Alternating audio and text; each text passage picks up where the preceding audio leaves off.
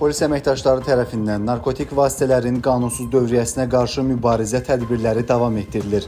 Daxil olan məlumat əsasında Nizami rayon polis idarəsinin 25-ci polis şöbəsi əməkdaşlarının keçirdikləri əməliyyat nəticəsində 25 yaşlı Kübra Ağamirzəyeva və 29 yaşlı Natiq Adıgözalov narkotiklərin qanunsuz dövriyyəsini təşkil etdikləri üçün saxlanılıblar.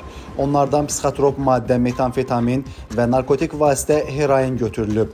Kübra Ağamirzəyevanın yaşadığı evə baxış zamanı isə əlavə olaraq 4 kiloqrama yaxın heroin və metamfetamin də aşkarlanıb. Bu şəxslər ifadələrində narkotikləri şəxsiyyəti istintaqla araşdırılan İran vətəndaşı vasitəsilə əldə etdiklərini və ayrı-ayrı ünvanlara çatdıraraq maddi qazanc əldə etmək niyyətində olduqlarını bildiriblər. Faktla bağlı cinayət işi başlanılıb, araşdırma aparılır. Polisin ölkə boyu narkotik vasitə və psixotrop maddələrə qarşı mübarizə tədbirləri fasiləsiz davam etdirilir.